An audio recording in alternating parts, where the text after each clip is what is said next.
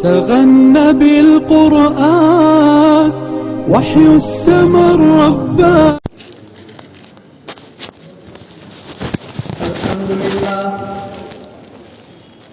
الحمد لله وحده والصلاة والسلام على من لا نبي بعده وعلى آله وأصحابه الذين أوفوا عهدا.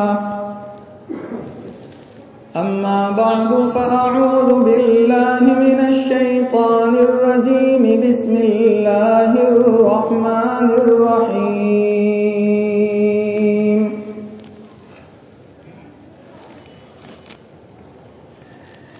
ومن آياته أن خلق لكم من أنفسكم أزواجا لتسكنوا إليها. صدق اللہ العظیم.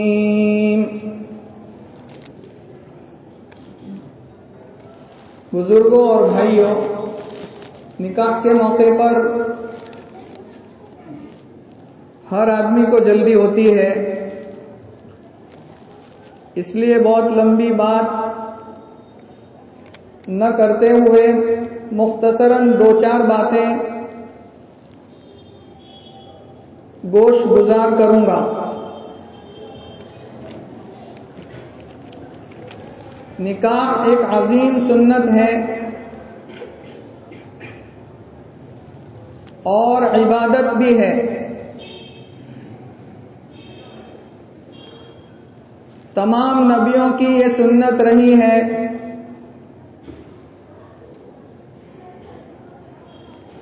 قرآن کریم میں اللہ نے خود فرمایا،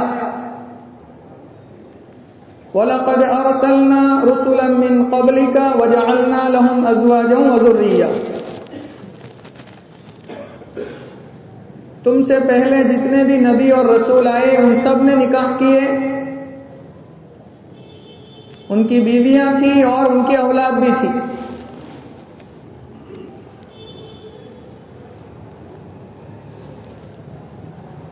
اور یہ نکاح کا جو رشتہ ہے میاں بیوی کا،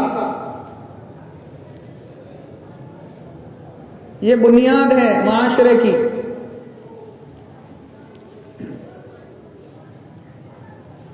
اور دنیائے انسانیت کو اللہ نے اسی سے چلایا.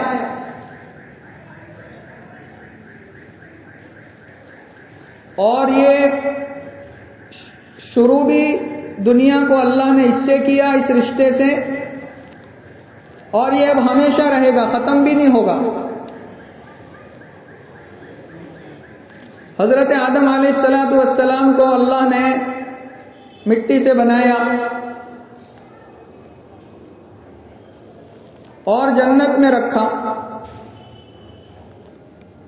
اب جنت جیسی جگہ جس میں ہر قسم کی نعمتیں موجود، سرکار نے حدیث میں فرمایا، ما لا عین رأت ولا اذن سمعت ولا خطر علی قلب بشر، کہ جنت میں اللہ نے ایسی نعمتیں بنائی ہیں کہ جس کو کسی آنکھ نے دیکھا نہیں، کسی کان نے سنا نہیں، اور کسی کے دل پر خطرہ بھی نہیں گزرا ہوگا.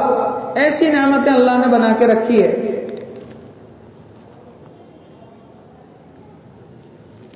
لیکن پھر بھی حضرت آدم علیہ السلام کو سونا سونا سا لگتا تھا.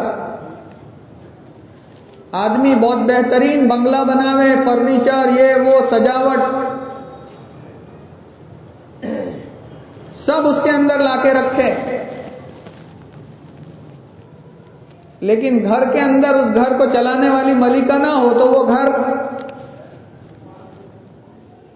سونا سونا سا لگے گا. آدم علیہ السلام کو اجنبیت سی محسوس ہوتی تھی.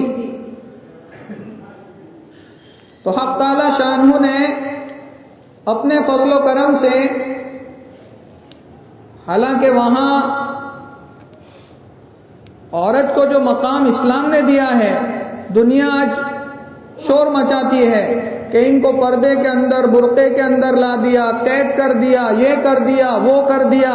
ذرا تاریخ پڑھو، لڑکیوں کو زندہ دفن کر دیتے تھے یہی لوگ جو شور مچاتے ہیں.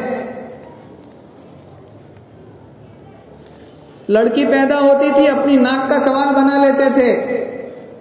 اسلام آیا اور اسلام نے آ کر لڑکی کو، عورت کو وہ عزت دی جو کسی مذہب نے نہیں دی. گھر کی ملکہ بنایا اس کو، اس کے حقوق دیے. پوری سورت اللہ نے قرآن میں سورۃ النساء کے نام سے اتاری اور عورتوں کو عزت بخشی.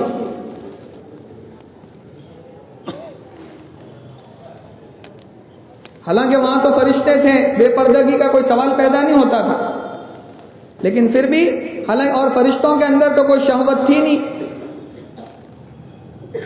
وہ ان تمام چیزوں سے پاک، لیکن پھر بھی اللہ نے آدم علیہ السلام کو سلا دیا اور فرشتوں کے سامنے پردہ ڈال دیا، اور پھر آدم علیہ السلام کی بائیں پسلی سے ماں حوا کو بنایا. حالانکہ جیسے اللہ تعالیٰ نے آدم علیہ السلام کا پتلا بنایا تھا، ساتھ میں بی بی حوا کا بھی پتلا بنا دیتے، اماں حوا کا، اور دونوں میں ایک ساتھ جان ڈال دیتے.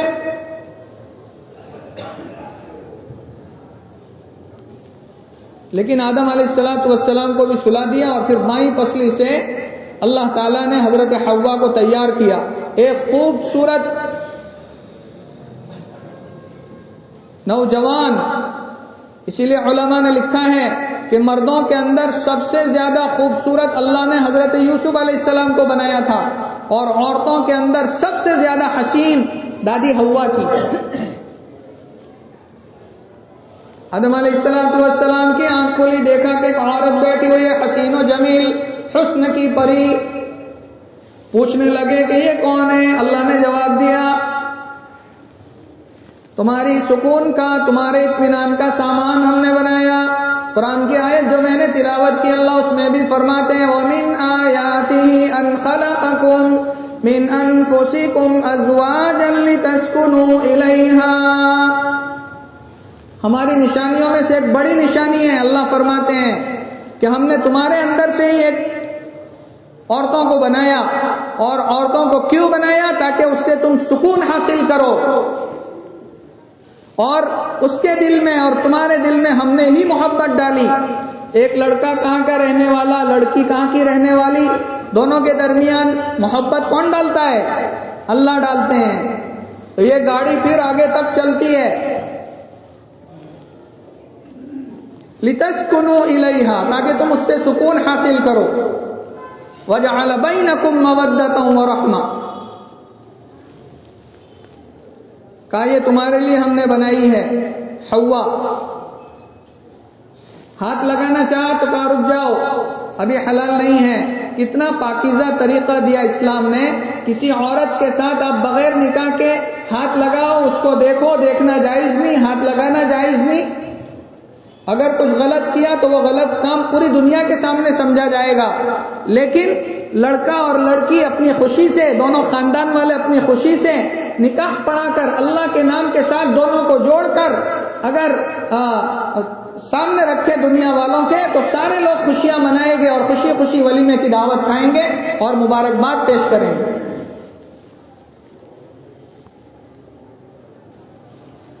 اللہ نے نکاح پڑھایا اور کہا مہر ادا کرو. آدم علیہ السلام اگر چاہتے تو جنت میں تو خزانے پڑے ہوئے تھے، اٹھا کر 10 من 20 من 40 50 100 من سونا دے دیتے. اللہ آپ ہی بتائیے میں کیا دوں مہر میں؟ مہر فاطمی ماشاءاللہ اللہ تعالیٰ قبول فرماوے.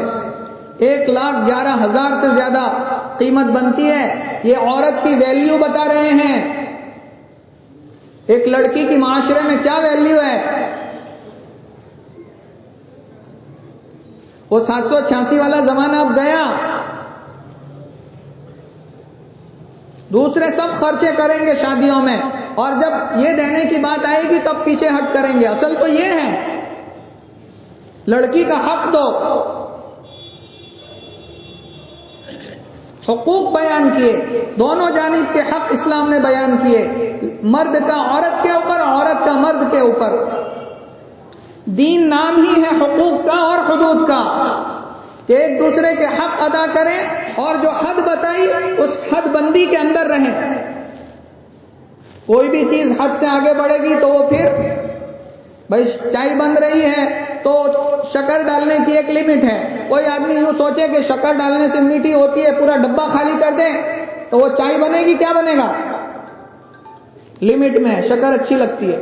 اسی طریقے سے نمک, بغیر نمک کا کھانا کوئی منہ پہ نہیں رکھے گا, لیکن اگر لمیٹڈ نمک ڈالا جائے تو وہ کھانے کا سواد دوبالا ہو جاتا ہے. اور کوئی سمجھے کہ بھائی کھانے سے نمک ڈالنے سے سواد بڑھتا ہے, پورا ڈبہ خالی کر دے تو کھانا کیا ہو جائے گا؟ کڑوا ہو جائے گا. اسی طریقے سے ہر چیز کی اسلام نے لمٹ بتائی, حقوق بتائے, حدود بتائی. حقوق کو ادا کرو, شوہر بیوی کا حق جانے اور بیوی شوہر کا حق جانے. اور جب رشتہ طے ہو تو ماں باپ کی ذمہ داری ہے کہ اپنے بچہ اگر دلہا ہے تو اس کو اس کے حق بتائے کہ تیری آنے والی بیوی کے تیرے اوپر کیا حق ہے. مول صاحب 15-20 منٹ میں آپ کو کیا حق بتائیں گے. اور لڑکی کو ان کے والدین سمجھائے کہ بیٹا تو جا رہی ہے, دیکھ جس گھر کے اندر تو جا رہی ہے ان کے ابا کو تو اپنا ابا سمجھ لینا اور ان کی امی کو اپنی امی سمجھ لینا. اور باپ اپنے بیٹے کو یہ سمجھائے کہ دیکھ جس لڑکی کو تو لا رہا ہے اس کے باپ کو اپنا باپ سمجھنا, اس کی ماں کو اپنی ماں سمجھنا, اس کے گھر کو اپنا گھر سمجھنا. اور لڑکی کو سمجھائے جس گھر میں جا رہی ہے اپنا گھر سمجھ کر ان کی خدمت کرنا. تو میں سمجھتا ہوں کہ انشاءاللہ مرتے دم تک کوئی پرابلم کھڑی نہیں ہوگی. پرابلم کہاں کھڑی ہوتی ہے کہ ماں شادی کرنے کے بعد بھی چاہتی ہے کہ میری بیٹی میرے کنٹرول میں رہے, اور ادھر سے بھی والدین اپنے بیٹے کا نکاح کرنے کے بعد یہ سوچتے ہیں کہ میرا بیٹا میرے کنٹرول میں رہے. میرے بھائیوں, اب جب لڑکی لے کر کے آئے ہیں اور قرآن کہہ رہا ہے کہ اس سے سکون حاصل کرے, تو ان کی بھی اب شوہر کی بھی ذمہ داری بیوی کے ساتھ رہنے کی, اس کے حقوق کے خیال کرنے کی بنتی ہے. اب ماں یوں کہتی ہے کہ یہ تو بیوی کا غلام بن گیا, جورو کا غلام بن گیا, میری بات نہیں سنتا. یاد رکھو میرے بھائیوں, یہ تھوڑی کڑوی لگے گی لیکن یہ ضروری ہے. محبت تقسیم ہوتی ہے. پہلے بیٹا خالی ماں باپ کا چہرہ دیکھتا تھا اور ماں باپ اس سے بہت زیادہ محبت کرتے تھے, لیکن اب بیٹے کے ساتھ محبت کرنے والی ایک اور آ گئی ہے, تو بیٹے کی محبت اب تقسیم ہوگی. تو ماں باپ یہ خیال نہ کریں کہ بس بیٹا ہم سے ہی محبت کرتا رہے, نہیں, وہ جو لایا ہے بیوی اس کے بھی حقوق اسلام نے بیان کیے ہیں. اب بیٹے کی محبت اس کی طرف تقسیم ہوگی. یہ بات ماں باپ کو ذہن میں رکھنا چاہیے. اور یہ سمجھ لیں کہ بھائی یہ جو بیٹی آئی ہے میرے گھر میں, ماں باپ یوں سمجھے کہ یہ بیٹی میں لے کر کے آیا ہوں, یہ میری بیٹی ہے. جیسے میری بیٹی کسی کے گھر میں گئی ہے, یہ کسی کی بیٹی میرے گھر میں آئی ہے. تو اگر میں نہیں چاہتا کہ میری بیٹی کو کوئی پریشان کرے, تو میں بھی چاہتا ہوں کہ اس بیٹی کو نہ پریشان کرے. بات سمجھ میں آ رہی ہے؟ ہر آدمی چاہتا ہے کہ میری بیٹی سسرال میں جا کر پریشان نہ ہو. تو کسی کی بیٹی آپ لائے ہو تو آپ کی بیٹی بھی کسی کے گھر میں گئی ہے. یہ تمام چیزوں کو اگر آدمی سامنے رکھے گا کوئی پرابلم انشاءاللہ کھڑی نہیں ہوگی. عرض یہ کر رہا تھا, آدم علیہ السلام نے سوال کر دیا, الہ العالمین آپ ہی بتائیے کیا مہر ادا کروں. اللہ نے فرمایا کہ تیری نسل میں چل کر کے ایک شخصیت آ رہی ہے جس کے صدقے میں میں نے ساری کائنات کو سجایا ہے, اور وہ آنے والے تمام نبیوں کے سردار بن کر ان کے اوپر ایک مرتبہ آدم درود پڑھ دے تو درود پڑھ دے گا, میں تیری بیوی کو تیرے لیے حلال کر دوں گا. قربان جاؤ میرے بھائیوں, ایسا نبی اللہ نے ہمیں عطا کیا. آدم علیہ السلام کے لیے امی حوا حلال ہو رہی ہے ایک درود پڑھنے پر. تو اس نبی نے 11 شادیاں کر کے اور اپنی بیٹیوں کی بھی دوسرے گھروں میں شادیاں کر کے امت کو مسائل دیے, زندگی جینے کا طریقہ بتایا کہ تم بیوی لا رہے ہو یا اپنی بیٹی کسی کو دے رہے ہو تو اس کے کیا حق ہیں. کتابیں بھری پڑی ہیں, پڑھنے والا چاہیے. حقوق کو پہچانے ایک دوسرے کے, شوہر پہچانے کہ بیوی جو میں لایا ہوں اس کے کیا حق ہے میرے اوپر, اور بیٹی کو بتائے ماں باپ کہ تو جا رہی ہے تیرے شوہر کے تیرے اوپر کیا حق ہے. اب حقوق کا بھی موقع نہیں ہے، لیکن اتنا مختصر سمجھو کہ بھائی لڑکے کو پتا ہونا چاہیے کہ آنے والی لڑکی کا حق کیا ہے۔ موٹا موٹا حسن بصری رحمت اللہ علیہ فرماتے ہیں کہ ایک آدمی میرے پاس آیا اور پوچھا کہ حضرت میں شادی کرنے جا رہا ہوں۔ ایک آدمی نے جا کر کے سوال یہ کیا کہ میری بیٹی کے لیے بہت سے رشتے آئے ہیں، تو کس کے ساتھ شادی کروں، یعنی کیسے لڑکے کے ساتھ میں نکاح کروں اپنی بیٹی کا۔ حسن بصری رحمت اللہ علیہ نے فرمایا کہ اللہ سے ڈرنے والے کے ساتھ شادی کر دے، کہ اگر وہ خوش ہوگا تو تیری بیٹی کی عزت کرے گا، تیری بیٹی کو ہاتھوں کے اوپر رکھے گا، اور اگر تیری بیٹی سے ناراض بھی ہوگا تو اللہ کا ڈر اس کے دل میں ہے، اس وجہ سے ظلم تو بالکل نہیں کرے گا۔ اللہ سے ڈرنے والا لڑکا ہونا چاہیے۔ اور لڑکی کیا، اور حدیث پاک کے اندر سرکار نے فرمایا کہ ایک بہترین رشتہ اگر آ جاوے، لڑکے کی دینداری اور اخلاق سے تم مطمئن ہو تو جلدی سے نکاح کر دو۔ اگر تم نکاح نہیں کرو گے تو زمین میں بہت بڑا فساد پھیلے گا، پیدا ہوگا۔ آج یہی ہو رہا ہے۔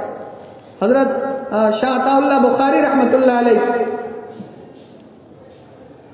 لڑکی جوان ہو گئی تو کہا کہ اس کا نکاح کرا دو، اس کی شادی کرا دو۔ تو ماں باپ نے کیا کہا؟ ماں باپ نے یوں کہا، ہمارے سماج میں بھی کہتے ہیں نا کہ ابھی تو اس کے منہ کا دودھ نہیں سکھایا، کیسے شادی کر دوں؟ سمجھ میں آ رہی بات؟ 16 سال 18 سال کی لڑکی ہو گئی، 20 سال کی لڑکی ہو گئی، تو ماں باپ ابھی اس کو کہ میری بیٹی تو چھوٹی ہے۔ یاد رکھو، اگر لڑکا اور لڑکی جوان ہو گئے اور مناسب رشتہ آنے کے بعد بھی آپ نے نکاح نہیں کیا تو وہ جو لڑکے گناہ کریں گے اس کا ماں باپ کے کھاتے میں گناہ آئے گا، ماں باپ کے کھاتے میں جوڑا جائے گا۔ تو سامنے والے نے شاہ صاحب سے یوں کہا کہ شاہ صاحب ابھی تو اس کے منہ کا دودھ بھی نہیں سکھایا ہے۔ جواب سنیے کیا فرمایا؟ فرمایا کہ یہ دودھ ابھی اچھا ہے تو کام لگے گا، اگر یہ دودھ پھٹ گیا تو پھر کسی کام میں نہیں آئے گا۔ سمجھدار کو اشارہ کافی ہے۔ تو اس لیے میرے بھائیوں، اگر عمر ہو گئی، اچھا رشتہ مل رہا ہے، بسم اللہ بول کر کے کر دو، اللہ اس کا مقدر کھولے۔ تو آدم علیہ السلام سے یہ رشتہ شروع ہوا میاں بیوی کی شکل میں، کہ یہاں سے اللہ نے پسلی نکال کر کے حوا کو بنایا۔ حالانکہ اللہ پتلا بنا کر کے ان کو بھی بنا سکتا تھا، لیکن دنیا کو میسج دینا تھا۔ اور الٹی پسلی، حالانکہ داہنے ہاتھ میں اللہ نے برکت ہے، نبی نے ہر کام داہنی طرف سے بتایا، پھر عورت کو الٹی پسلی سے کیوں بنایا؟ علماء فرماتے ہیں کہ بائیں پسلی سے اس لیے بنایا کہ اس طرف دل ہے، اور دل کے قریب کی پسلی سے اللہ نے حوا کو بنایا۔ ایک عورت کو دل کے قریب رکھنے کا میسج اللہ دینا چاہتے ہیں کہ جس لڑکی کو تم لے کے جا رہے ہو اپنے دل کے قریب رکھنا۔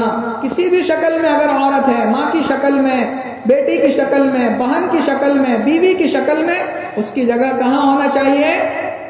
دل کے قریب رکھو اس کو، وہ نازک بھی ہے۔ اور یہ دیکھو حدیث پاک کے اندر ہے، میرے سرکار نے کتنا کام آسان کر دیا۔ یہ جو پسلی ہے نا، پسلی ٹیڑھی ہوتی ہے، ٹیڑھی دل، حدیث میں یہ الفاظ ہے، ٹیڑھی ہوتی ہے۔ تو سرکار فرماتے ہیں عورتوں کے اندر کچھ نہ کچھ ٹیڑھا پن تو رہے گا ہی۔ سرکار نے خلاصہ کر دیا کہ عورت ذات کے اندر چونکہ ٹیڑھی پسلی سے بنی ہے، اس لیے کچھ نہ کچھ ٹیڑھا پن اس کے اندر رہے گا فطری طور پر۔ تو کیا کریں؟ سرکار نے فرمایا ٹیڑھی رکھتے ہوئے اس سے کام لے لینا، اس کو سیدھی کرنے کی کوشش مت کرنا۔ اگر سیدھی کرنے کی کوشش کرو گے تو وہ ٹوٹ جائے گی۔ یہ حدیث کا پورا خلاصہ میں نے آپ کو سنایا، سمجھ میں آ رہی بات؟ تو یہ عورت کی فطرت ہے، کچھ نہ کچھ اس کے اندر کمی ہوگی۔ اور سرکار نے فرمایا کہ اگر بیوی لڑکی کے اندر کچھ کمیاں تمہیں نظر آتی ہو اس کو درگزر کرنا۔ کچھ کمی اللہ نے ہر انسان کے اندر رکھی ہے، تو خوبیاں بھی اللہ نے بہت سی رکھی ہیں، خوبیوں کے اوپر آدمی نظر رکھے گا، کمیوں کو درگزر کرے گا، انشاءاللہ گھر جنت بن جائے گا۔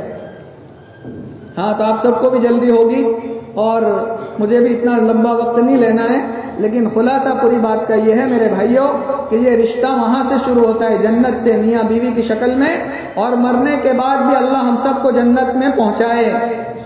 دعا کرو کہ اللہ جنت میں ہم سب کو پہنچائے۔ تو یہ رشتہ وہاں بھی قائم رہے گا، یہ اتنا مضبوط رشتہ ہے، جنت سے شروع ہو کر جنت تک جائے گا، لیکن یہ کمزور بھی بہت ہے، ذرا سی چوک ہوئی تو یہ ٹوٹ بھی سکتا ہے۔ دوسرے جو رشتے ہیں ہمارے، ماں کا بیٹے کے ساتھ، بیٹی کے ساتھ، بہن کے ساتھ، بیٹا کتنا بھی نافرمان نکلے لیکن وہ رشتہ ٹوٹے گا نہیں، باپ کہے گا کیسا بھی ہے لیکن میرا بیٹا ہے۔ سمجھ میں آ رہی بات؟ اسی طریقے سے بیٹی، بہن، بھائی، جتنے بھی رشتے ہیں اس کے ٹوٹنے کے کوئی چانسز نہیں، کتنی بھی نافرمانی، کتنی بھی لڑائیاں ہو جائیں لیکن وہ رشتہ ٹوٹے گا نہیں۔ ماں ماں ہی رہے گی، بیٹی بیٹی ہی رہے گی، لیکن یہ رشتہ اتنا نازک ہے کہ ذرا سی اونچ نیچ سے یہ رشتہ ٹوٹ سکتا ہے۔ اس لیے زبان کی ویلیو دی کہ ابھی کلمہ پڑھ کر کے، ابھی کال کر کے قبول کیا جائے گا کہ میں قبول کرتا ہوں لڑکی کو اللہ کے نام پر، میں اس لڑکی کو اپنے نکاح میں قبول کرتا ہوں، تو یہ رشتہ جڑ جائے گا۔ ایک زبان سے دو بول دلہا بولے گا، دلہن نے اجازت دی ہے کہ میں نکاح کے لیے تیار ہوں، اور دلہا کہے گا خالی اتنا کہ میں نے قبول کر لیا، تو زبان کے ایک بول سے یہ رشتہ کیا ہو جاتا ہے؟ جڑ جاتا ہے۔ لیکن گھر کے اندر پرابلم کھڑی ہوئی اور زبان سے ایک الٹا لفظ بولا تو یہ 70 سال چلی ہوئی شادی ایک جملے میں کیا ہو جاتی ہے؟ ختم ہو جاتی ہے۔ اس لیے زبان کے اوپر کنٹرول۔ حضرت معاذ بن جبل رضی اللہ تعالیٰ عنہ سے سرکار نے فرمایا، اے معاذ، تجھے 6666 قرآن کی آیتیں اور 10 لاکھ سے زیادہ حدیثوں کا خلاصہ بتاؤں؟ یعنی پورے دین کا خلاصہ بتاؤں معاذ؟ کہا جی سرکار فرمائیے۔ سرکار نے فرمایا، پورے قرآن کا اور حدیث کی لاکھوں حدیثوں کے خلاصے میں تجھے بتا رہا ہوں، اپنی زبان کو کنٹرول کرنا، اپنی زبان کو کنٹرول کرنا، اپنی زبان کو کنٹرول کرنا۔ پورے دین کا خلاصہ زبان کا کنٹرول۔ تو میرے بھائیوں، زبان کو کنٹرول میں رکھیں۔ لڑائی تو کون سے گھر میں نہیں ہوتی؟ حضرت علی فاطمہ کی بھی لڑائی ہوئی۔ آخری بات بتا کر بات ختم کر رہا ہوں۔ حضرت علی جیسا داماد نبی کا کون ہوگا؟ اور بی بی فاطمہ جیسی بیٹی کس کی ہوگی؟ تمہاری پوری دنیا کی کروڑوں بیٹیاں پلے میں رکھو، بی بی فاطمہ کے ناخن کے برابر نہیں ہوگی۔ وہ بیٹی اور وہ داماد علی، اتنے لاڑ پیار سے جس کو پالا، ان کے درمیان بھی جھگڑا ہو گیا۔ ایسا کچھ ہو جاوے تو کیا کرنا چاہیے؟ سن لو، سب کو کام لگے۔ علی سکھا رہے ہیں، نبی بتا رہے ہیں۔ تھوڑی فاطمہ کے ساتھ بولا چالی ہو گئی تو حضرت علی رضی اللہ، باب العلم، علم کا دروازہ، علم کا خزانہ حضرت علی کو نبی نے فرمایا وہ ہے۔ وہ سبق دے رہے ہیں ہمیں کہ گھر میں تھوڑی بہت بولا چالی ہو جائے تو کیا کرنا چاہیے۔ علی فاطمہ کے پاس سے اٹھے اور سیدھے پہنچ گئے کہاں پر؟ مسجد میں۔ اگر جھگڑا ہو، ادھر ادھر بولا چالی ہو تو ادھر ادھر دوسرے گھروں میں نہیں جاوے، کہاں جاوے؟ اللہ کے گھر میں، مسجد میں چلے گئے، اور مٹی تھی نیچے تو ہماری جیسے سفید تو تھی نہیں، وہاں جا کر کے لیٹ گئے۔ کون؟ حضرت علی، داماد رسول۔ بیٹی کے گھر سرکار تشریف لائے، بیٹی علی نظر نہیں آتے، کہاں ہیں؟ ابا جان ہماری کچھ بولا چالی ہو گئی۔ ملا کی دوڑ، مسجد تک جائیں گے تو کہاں جائیں گے؟ تو ایک دم سے سرکار تشریف لائے اور سوئے ہوئے تھے۔ اللہ کے رسول نے فرمایا، قم یا ابا تراب، اے مٹی والے، مٹی کے اندر مٹی لگی تھی بدن پر، اے مٹی میں لیٹنے والے کھڑے ہو جاؤ۔ حضرت علی فرماتے ہیں، مجھے جب نبی نے یوں کہا کہ یا ابا تراب، یہ لقب مجھے اتنا اچھا لگا، اتنا اچھا لگا کہ میں اپنے نام سے زیادہ اس سے محبت کرنے لگا، اس لیے کہ یہ میرے نبی کا دیا ہوا لقب تھا۔ کھڑے ہو گئے حضرت علی، جی سرکار فرمائیے کیوں تشریف لائے؟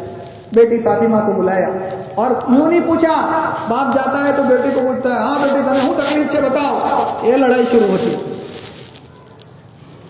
سمجھ میں آ رہی بات؟ سرکار نے ایک لفظ بھی بیٹی فاطمہ سے نہیں پوچھا کہ تمہارے درمیان کیا ہوا، اور علی کے پاس گئے تو علی سے بھی نہیں پوچھا کہ علی کیا پرابلم ہے بتاؤ، نہیں، سرکار نے فاطمہ کو بلایا، علی کو بلایا، آپ لیٹ گئے، اور لیٹنے کے بعد اپنے سینے پر یوں کر کے علی کا ہاتھ رکھا اور اس کے اوپر پھر فاطمہ کا ہاتھ رکھا اور سرکار نے فرمایا چلو دونوں کہو ہماری صلح ہو گئی. اس لیے اس بات کے اندر نہ پڑو کہ کس کا قصور ہے، کس نے کیا کہا. میرے بھائیوں صلح کرو، صلح انما المؤمنون اخوۃ فاصلحوا بین اخویکم. اس لیے جھوٹ بولنے کی اجازت نہیں ہے، لیکن کسی کے درمیان صلح کروانے کے لیے دو خاندانوں کو ملانے کے لیے، دو لڑکا لڑکی کو ملانے کے لیے، ان کی زندگی کانٹے پر چڑھانے کے لیے اگر تمہیں جھوٹ بھی بولنے کی ضرورت پڑے تو اسلام نے اس کی اجازت دی ہے.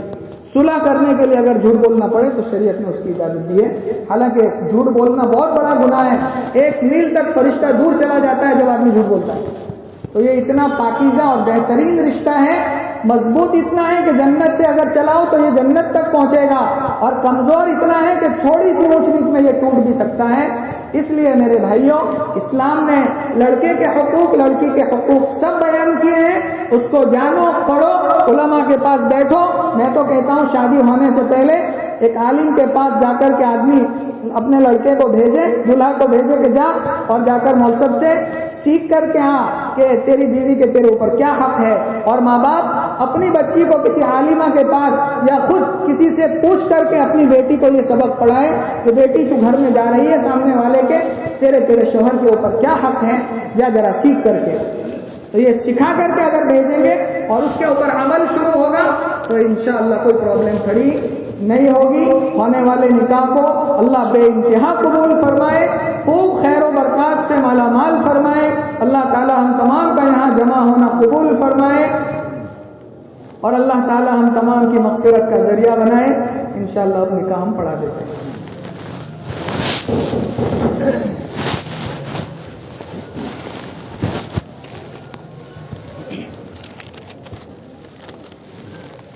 اچھا، اس مجلس کے دلہا ہے صابر نذیر چوتھیا، اور دلہن ہے فاطمہ بی بی فرید مستری، اور فاطمہ بی بی کی طرف سے وکیل ہیں عزیز احمد مستری. آپ نے اجازت لی؟ اور گواہوں کے طور پر ہیں منصوری ابراہیم عبدالحمید صاحب. آپ نے اجازت دی؟ اور دوسرے گواہ ہیں عبدالحمید مستری. اجازت جی، آپ نے اجازت سنی. اور مہر ہے مہر فاطمی. حضرت علی رضی اللہ تعالیٰ عنہ نے حضرت فاطمہ کو جو مہر دیا تھا اس کو مہر فاطمی کہتے ہیں. اس کا مسئلہ یہ ہے کہ جس دن آپ مہر چکاؤ اس دن کی چاندی کے حساب سے جو بھاؤ ہوتا ہو وہ رقم دینا ہے. تو آج کی پوچھی گئی اوپر نیچے ہو سکتی ہے، پھر پوچھ لینا. آپ 1,11,380 روپے آج کی ڈیٹ کے اندر یہ مہر فاطمی کی قیمت ہے جو دلہا کی طرف سے دلہن کے لیے ادا کی جائے گی انشاءاللہ. تو وکیل صاحب آپ نے اجازت لے لی، اجازت دی، آپ لوگوں نے سنا، نکاح پڑھا دے. الحمدللہ نحمده ونستعینه ونستغفره ونؤمن به ونتوکل علیہ ونعوذ باللہ من شرور انفسنا ومن سیئات اعمالنا من يهده الله فلا مضل له ومن يضلله فلا هادي له ونشهد ان لا اله الا الله وحده لا شريك له ونشهد ان سيدنا وسندنا ونبينا وشفيعنا وهادينا ومرشدنا ومولانا محمدا عبده ورسوله أرسله بالحق بشيرا ونذيرا وداعيا إلى الله بإذنه وسراجا منيرا. أما بعد فأعوذ بالله من الشيطان الرجيم. بسم الله الرحمن الرحيم. يا أيها الناس اتقوا ربكم الذي خلقكم من نفس واحدة وخلق منها زوجها وبث منهما رجالا كثيرا ونساء واتقوا الله الذي تساءلون به والأرحام إن الله كان عليكم رقيبا. وقال تعالى يا أيها الذين تموتن إلا وأنتم مسلمون. وقال تعالى يا أيها الذين آمنوا اتقوا الله وقولوا قولا سديدا يصلح لكم أعمالكم ويغفر لكم ذنوبكم ومن يطع الله ورسوله فقد فاز فوزا عظيما. عن النبي صلى الله عليه وسلم النكاح من سنتي فمن لم يعمل بسنتي فليس مني. رواه ابن ماجه. وقال عليه الصلاة والسلام تزوجوا الودود الولود فإني مكاثر بكم الأمم يوم القيامة. وقال عليه الصلاة والسلام النكاح من سنتي قال فمن رغب عن سنتي فليس مني. صدق الله وصدق رسوله النبي الكريم ونحن على ذلك لمن الشاهدين والشاكرين والحمد لله رب العالمين. تو دلہا صاحب صابر نذیر چوتھیا صاحب وکیل عبدالعزیز احمد مستری صاحب نے اپنی وکالت سے اور منصوری ابراہیم عبدالحمید اور عبدالحمید مستری ان دونوں گواہوں کی گواہی سے اور حاضرین مجلس کے روبرو مہر فاطمی کے عوض میں فاطمہ بی بی فرید مستری کی ذات کو آپ کے نکاح میں زوجہ اور بیوی بنا کر کے دیا. تو صابر بھائی آپ نے فاطمہ بی بی کو اپنے نکاح میں زوجہ اور بیوی بنا کر کے قبول کیا؟ جی ہاں میں نے قبول کیا. بارک اللہ لکم علیہ وجمع بینکم بخیر. اللهم صل على سيدنا محمد وعلى آل سيدنا محمد وبارك وسلم. اے اللہ ہم سب گنہگار ہیں، گناہوں کو معاف فرما، خطاؤں سے درگزر فرما، سیئات کو حسنات سے مبدل فرما، اپنا فضل شامل حال فرما.